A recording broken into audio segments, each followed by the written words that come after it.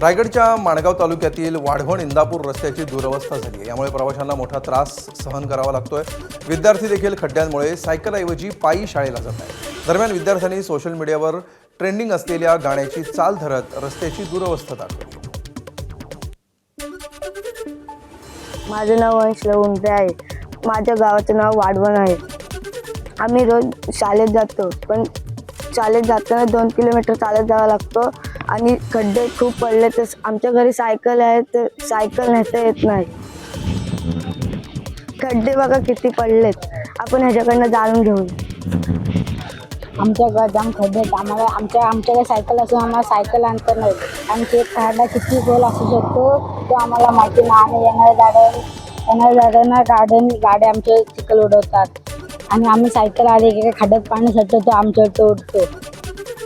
आपण ह्याच्याकडनं जाणून घेतलेले खड्डे किती पडलेत ते आपण किती आम्हाला त्रास होतो ते सरकारला एकच विनंती की हे खड्डे बुजवावे। वंशुंद्रे, रायगड। आता किती मी रिटायर होऊन 15 वर्ष झाली। आता ह्या वाढवणमध्येच बोलतो मी। लहान मुलं आहेत, शाळेतली भिनाडची 50 मुलं येतात। वाढवण, पानसई, कर्जेवाडी अशा मुलं येतात तर काहीतरी असतात त्यामुळे करा ना। ह्या खूप आमच्या जे अपंग दिव्यांग बांधव असतील तर आम्हाला दिव्यांगांना चालताना गाडी चालताना खूप अडथळा येतो त्या रस्त्यांमार्फत। काही अपंग आमचे चालतात बांधव पडतात सध्या खाद्यामध्ये। सोशल मीडियावर ट्रेंडिंग असलेल्या गाण्याची चाल धरत रायगडमधल्या एका तरुणानं रस्त्यांवरच्या खड्ड्यांवरून उपरोधिक टीका केली आहे। रायगडच्या इंदापूर वाढवण रस्त्यावर पडलेले खड्डे दाखवत तरुणानं गायलेलं गाणं सध्या चांगलंच चर्चेत आलंय। आल्यावर तुम्ही आम्हाला इंदापूर वाढवण रोड आम्ही मतदान करावं, तुम्ही खोटं बोलावं। आम्ही मतदान करावं, तुम्ही खोटं बोलावं। आणि निवडून आल्यावर तुम्ही आम्हाला कोलावं। आणि निवडून आल्यावर तुम्ही आम्हाला कोलावं। बिनडांबराच्या रस्त्याला मी हायवे म्हणू का? बिनडांबराच्या रस्त्याला मी हायवे म्हणू का? हायवे म्हणू का? माझ्या गावाच्या वाट्याला हायवे म्हणू का? अहिल्यानगरच्या राहुरीमध्ये नगर मनमाड महामार्गाच्या दुरवस्थेविरोधात वकील संघटना आक्रमक झाली आहे। गेल्या अनेक वर्षांपासून या महामार्गाची दुरवस्था आहे। आतापर्यंत अनेक वाहन चालकांचा अपघाती मृत्यू झाला, तरीही काम संथ गतीनं सुरू असल्यामुळे वकील संघटना आणि नागरिकांनी महामार्गावर रास्ता रोको केला। आंदोलकांनी महामार्गाच्या कामाच्या दर्जाबाबत प्रशासनाला निवेदन दिलं। सुमारे तासभर रास्ता रोको केल्यावर हे आंदोलन मागे घेण्यात आलं। दरम्यान 2 दिवसांपूर्वीच याच महामार्गाचं काम ट्रम्प यांच्यामुळे थांबलं असल्याचं विधान खासदार सुजय विखेंनी केलं होतं। त्यामुळे आंदोलनाला आणखी धार मिळाली। चाकण MIDC मधून 20 कंपन्या स्थलांतरित होणार असल्यामुळे राज्य सरकार आधीच अडचणीत असताना आता पालकमंत्री सुनेत्रा पवारांच्या राष्ट्रवादीनं सरकारला धारेवर धरलंय। MIDC मधील खड्ड्यांचं पूजन आणि टाळ मृदुंगाचा गजर करत राष्ट्रवादीचे जिल्हा परिषद सदस्य गणेश बोत्रेंच्या नेतृत्वाखाली साखळी उपोषण सुरू करण्यात आलं। वाहतूक कोंडी, खड्डे आणि अपघातांच्या मुद्द्यावरून बोत्रेंनी सरकारवर निशाणा साधला। उद्योगमंत्री उदय सामंतांनी बैठक घेऊन ऐतिहासिक निर्णय घेतल्याचा दावा केला, मात्र ते निर्णय फक्त कागदावरच असल्याचा आरोप बोत्रेंनी केला। एक तर्फे तर आपण म्हणतो की 5 स्टार MIDC, पण मूलभूत सुविधांचा अभाव आहे। इथे ग्रामस्थ पण परेशान आहे, एम्प्लॉईज पण परेशान आहे। आम्हाला इनफॅक्ट नवीन लोक अगर आम्ही पुण्यामधून हायर करतो तर आम्हाला तिथे पण प्रॉब्लेम होतो।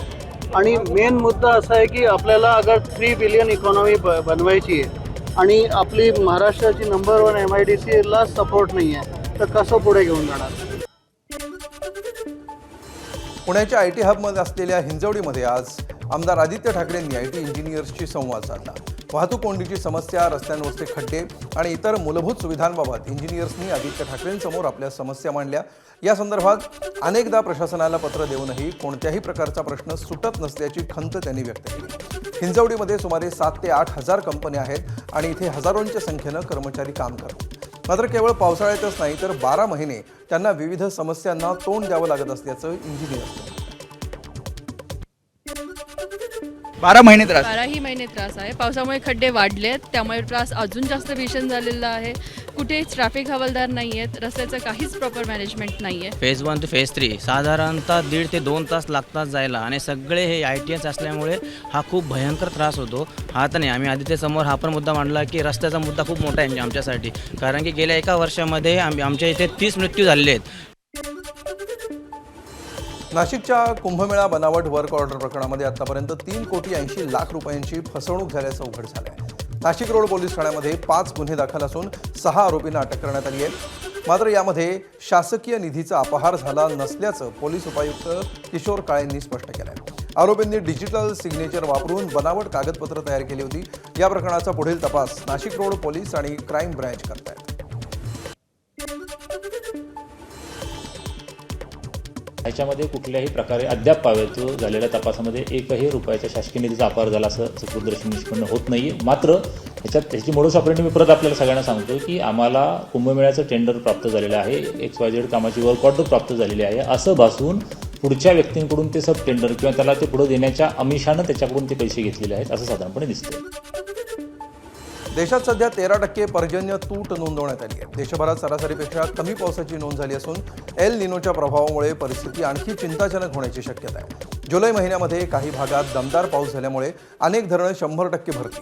मात्र दुसरीकडे अनेक भागांमध्ये सरासरीपेक्षा कमी पाऊस झाला आहे. राज्याचा विचार केला तर ऑगस्ट महिन्याचे 2 आठवडे उलटून गेलेत, तरीसुद्धा राज्यातल्या अनेक भागांमध्ये पावसानं पाठ फिरवली आहे. विशेषतः मराठवाडा आणि विदर्भातील अनेक भागांमध्ये अजूनही दमदार पावसाची प्रतीक्षा कायम आहे. आगामी सप्टेंबर महिन्यात देखील सरासरीपेक्षा कमी पावसाची शक्यता व्यक्त होत असल्यामुळे चिंता वाढली आहे. पावसानं दडी मारल्यामुळे पिकांवर संकट निर्माण झालं असून शेतकरी सध्या मोठ्या अडचणीत सापडला आहे. संपूर्ण जर देशाचं बघितलं तर आता 13% इतकी तूट पावसामध्ये आहे. आणि जसं आपण ऑलरेडी सांगत आलेलो आहोत की ज्यावेळी एल निनो सक्रिय असतो त्यावेळी मान्सून किंवा मान्सूनच्या पावसाचं जे प्रमाण आहे ते असमान असतं. काही ठिकाणी खूप जास्त पाऊस पडतो आणि काही ठिकाणी सरासरीपेक्षा कमी किंवा खूपच कमी पाऊस पडताना आपल्याला दिसतो. मुंबईच्या 7ही तलावांमधील पाणी साठ्यामध्ये वाढ झाली आहे. मुंबईला पाणीपुरवठा करणाऱ्या जलाशयांमध्ये 93.80% पाणीसाठा आहे. मुंबईला पाणीपुरवठा करणाऱ्या 7 प्रमुख धरणांमध्ये सध्या 93.80% जलसाठा आहे. तुळशी, विहार, मोडकसागर आणि तानसा हे तलाव पूर्ण ओसंडून वाहत आहेत, ज्यामुळे मुंबईकरांची पाण्याची चिंता आता बऱ्यापैकी मिटलेली आहे. सांगलीतील चांदोली धरणातील पाणीसाठा 94% उंबरठ्यावर पोहोचला. आज सकाळी 6 वाजता धरणातला पाणीसाठा 93.97% म्हणजे जवळपास 94%. धरणातून नदीपात्रामध्ये 5,900 क्युसेक वेगानं पाण्याचा विसर्ग सुरू आहे. धरणाची पाणी पातळी 625.25 मीटर तर एकूण साठा 32.32 TMC आहे. उपयुक्त साठा 25.44 TMC झाला आहे. गेल्या वर्षी याच दिवशी उपयुक्त साठा 24.70 TMC होता. यंदा गेल्या वर्षीपेक्षा 0.74 TMC अधिक पाणी उपलब्ध आहे. नदीकाठच्या गावातल्या नागरिकांनी सतर्क राहून नदीपात्रापासून दूर राहावं असं आवाहन धरण प्रशासनानं केलं. भंडारा जिल्ह्यासह गोसेखुर्द धरणाच्या पाणलोट क्षेत्रामध्ये मुसळधार पाऊस झाला. धरण प्रशासनानं आता 7 दरवाजे अर्धा मीटरनं उघडले असून त्यातून 33,340 प्रतिसेकंद वेगानं पाण्याचा विसर्ग करण्यात येतोय. सध्या पावसानं उसंत घेतली असल्यामुळे पाण्याचा विसर्ग पुढील काही तासानंतर कमी करण्यात येणार असल्याचं धरण प्रशासनानं म्हटलं. लातूरच्या चाकूर तालुक्यातील वडवळ नागनाथ या ठिकाणी पावसासाठी नागरिकांनी अनोख्या पद्धतीनं साकडं घातलंय. वडवळ नागनाथमधील श्री वटसिद्ध नागनाथ मंदिराला धार्मिक आणि ऐतिहासिक महत्त्व आहे. पावसाची कमतरता जाणवत असल्यामुळे गावकऱ्यांनी मंदिराच्या गाभाऱ्यामध्ये पाणी ठेवून नागनाथ महाराजांना पावसासाठी प्रार्थना केली आहे. जोपर्यंत समाधानकारक पाऊस पडत नाही तोपर्यंत गाभारा पाण्यातच ठेवण्याचा संकल्प गावकऱ्यांनी केला आहे. शेतीला पुरेसं पाणी मिळावं आणि शेतकरी आणि नागरिकांवरचं संकट दूर व्हावं यासाठी भाविकांकडून पूजा अर्चा आणि सामूहिक प्रार्थना सुरू आहे. गोंदिया जिल्ह्यामध्ये आठवडाभराच्या विश्रांतीनंतर पावसानं पुन्हा एकदा जोरदार हजेरी लावली आहे. जिल्ह्यातल्या सर्व भागांमध्ये दमदार पाऊस झाला आहे. या पावसामुळे तापमानात घट होऊन वातावरणामध्ये गारवा निर्माण झाला आहे. सध्या धान रोवणी झाल्यानंतर धानाच्या वाढीचा महत्त्वाचा टप्पा सुरू आहे. या पावसामुळे धान पिकाला नवसंजीवनी मिळाली. कोल्हापूर शहरापासून अवघ्या 15 ते 20 किलोमीटर अंतरावर असणाऱ्या जिल्हा परिषदेच्या शाळेकडे रस्त्याची अवस्था अतिशय बिकट झाली आहे. नंदगावपैकी हंचनाळवाडीमधील जिल्हा परिषद शाळेमध्ये शिक्षण घेणाऱ्या लहान विद्यार्थ्यांना पावसामुळे चिखलातून वाट काढत शाळेत जावं लागतंय. रस्ता चिखलमय झाल्यामुळे विद्यार्थ्यांना मोठ्या अडचणींचा सामना करावा लागतोय. या समस्येकडे प्रशासनानं तातडीनं लक्ष देऊन रस्त्याची दुरुस्ती करावी अशी मागणी पालक आणि ग्रामस्थ करतात. रस्त्याची अवस्था फार वाईट आहे. जाण्यासाठी संदर्भात मुलंसुद्धा इथे शाळेत येणं आली. शाळा बंद पडण्याच्या मार्गावर आहे. प्रशासनाने ग्रामपंचायतीने सगळा प्रयत्न करून हे झालेला नाही. आज मोठी भूमिका काही लोकांची असल्यामुळं विनाला ही प्रशासनाने हिची दखल घेऊन ताबडतोब रस्ता करून द्यावा. ग्रामपंचायती जे काही लागेल ते सहकार्य ग्रामपंचायत करायला तयार. पोरांची परिस्थिती पूर्णपणे नाजूक आहे. म्हणजे जाण्याचं हितच नाही. साप वगैरे त्यात आता परवा साप होता त्यात एक जाताना खड्ड्यातनं.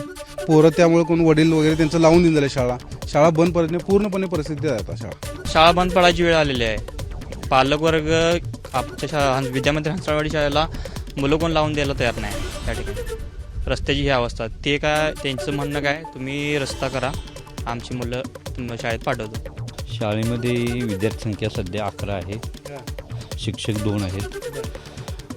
पावसाळ्या दिवसामध्ये रस्त्याची अवस्था फार बिकट असते. मुलांना येण्या जाण्याचा त्रास होतो.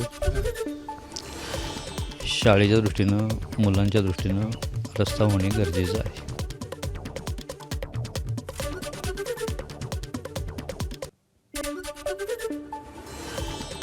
जळगाव तालुक्यातील ममुराबाद गावामध्ये देखील जिल्हा परिषदेच्या उर्दू शाळेच्या भोवती 15 दिवसांपासून साठलेल्या पाण्याचा वेढा कायम आहे. त्यामुळे जिल्हा परिषदेची अँग्लो उर्दू शाळा बंद करून मुस्लिम मदरसा या ठिकाणी भरवण्यात येते. जागा नसल्यामुळे 1ली ते 5वीचे वर्ग एकाच वर्गामध्ये भरवले जात आहेत. त्यामुळे तातडीनं पाण्याचा निचरा करून शाळेला जाण्याचा मार्ग दुरुस्त करण्याची मागणी विद्यार्थी आणि शिक्षकांनी केली. हमको बहुत परेशानी का सामना करना पड़ता है.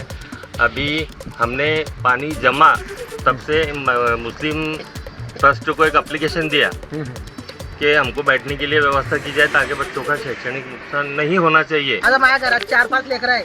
आता ते पाणी पाऊस आहे तर काही जाणार नाही. तो इचुकाटा नाही तो इनका लेकर येणार नाही लेकर.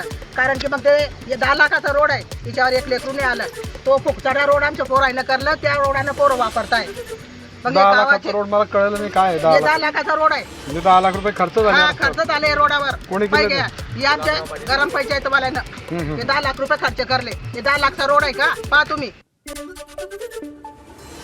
यवतमाळच्या मारेगाव तालुक्यातील कान्हाळगावमधील अनुदानित युगांतर प्राथमिक माध्यमिक आश्रमशाळेतील विदारक परिस्थिती समोर आली आहे. मुलींसाठी स्वतंत्र वसतिगृह जरी असलं तरी ज्या क्लासमध्ये मुलं शिक्षण घेत आहेत त्याच ठिकाणी रात्री निवासाची व्यवस्था शाळेने केली. 85 विद्यार्थी शिक्षण घेत आहेत आणि 71 विद्यार्थी निवासी आहेत. मात्र या ठिकाणी झोपण्यासाठी एकही बेड नसल्याचं उघडकीला आलंय.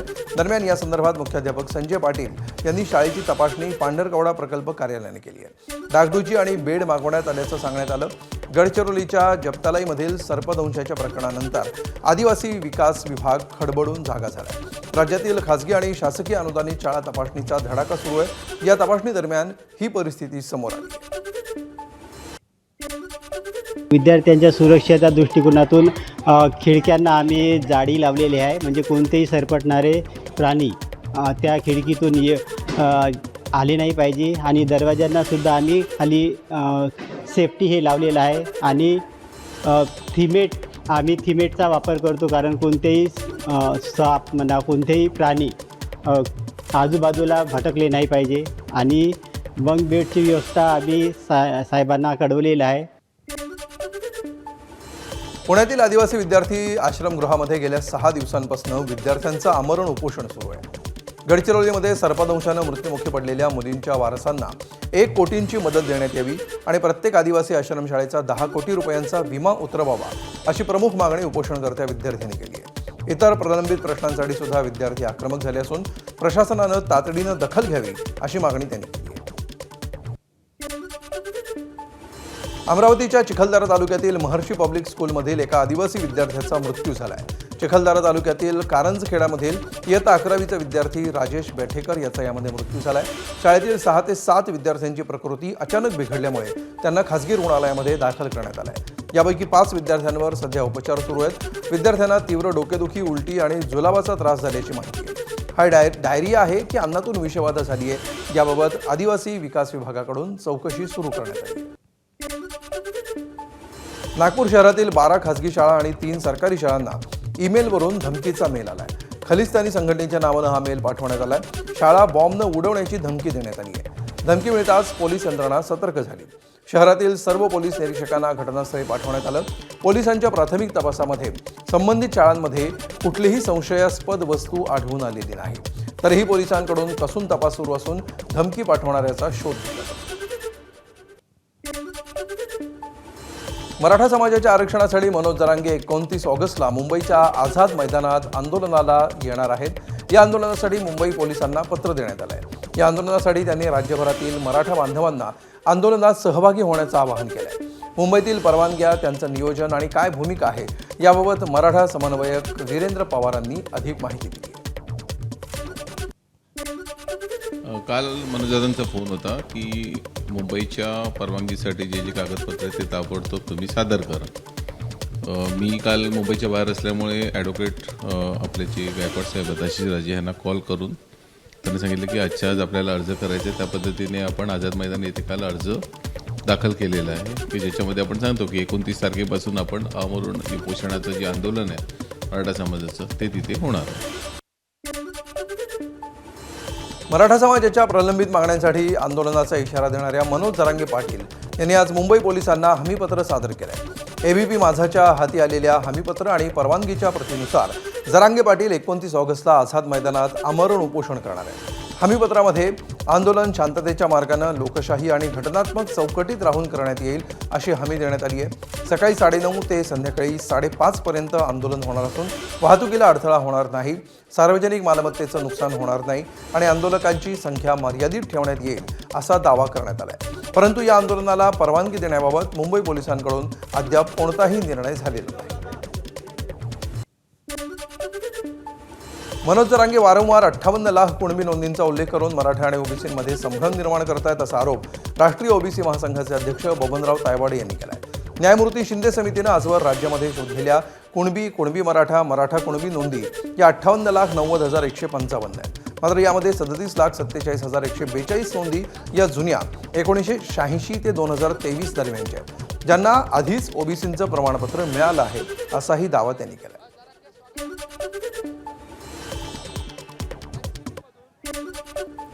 तळ कोकणातील चिपी विमानतळावरून मुंबई सिंधुदुर्ग विमानसेवा सुरू होण्यासाठी आता नवीन डेडलाईन मिळाली. गेली 2 वर्ष मुंबई ते सिंधुदुर्ग विमानसेवा बंद आहे. मात्र आता राज्याचे मंत्री नितेश राणेंनी नवी मुंबई ते सिंधुदुर्ग अशी विमानसेवा गणेशोत्सवाच्या आधी सुरू होऊन मुंबईतील कोकणवासियांना याचा फायदा होईल अशी माहिती दिली आहे. मात्र याआधी 15 ऑगस्टला नवी मुंबई ते सिंधुदुर्ग अशी विमानसेवा सुरू होणार असल्याचं म्हटलं होतं. मात्र डेडलाईन आता ती हुकलेली आहे आणि नवी डेडलाईन मिळालेली आहे. त्यामुळे मुंबईमधील कोकणवासियांना गणेशोत्सवाच्या निमित्तानं तरी बाप्पा पावणार का हे बघावं लागेल. शक्तीपीठ महामार्गाच्या प्रस्तावित खर्चावरून खासदार सुप्रिया सुळे यांनी राज्य सरकारला लक्ष्य केलं आहे. राज्यावर आधीच 9 लाख कोटींचं कर्ज आहे. मग शक्तीपीठसाठी नव्यानं 1,10,000 कोटींचा खर्च का करता? सध्या रस्ते दुरुस्ती हीच जनतेची खरी मागणी आहे असं सुळेंनी म्हटलं. शक्तीपीठमुळे मोठ्या प्रमाणावर शेतजमिनी जाणार, पर्यावरणाचा ऱ्हास होणार आहे. त्यामुळे या प्रकल्पावरची आर्थिक उधळपट्टी धोकादायक ठरेल असा इशाराही त्यांनी दिला.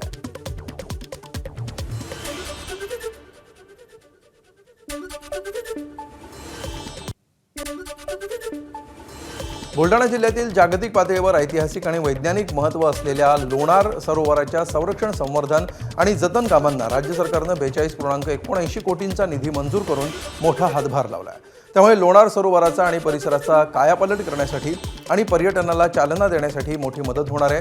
लोणार सरोवराच्या परिसरामध्ये नैसर्गिक पाण्याचे स्रोत मोकळे करणं, दूषित पाणी रोखण्यासाठी सांडपाणी प्रक्रिया प्रकल्प उभारणं, पर्यटकांसाठी स्वच्छ आणि सुंदर रस्ते तयार करणं, माहिती केंद्र आणि लोणार सरोवराची आणि परिसराची सुरक्षा वाढवणं या कामांचा या विकास आराखड्यामध्ये समावेश आहे.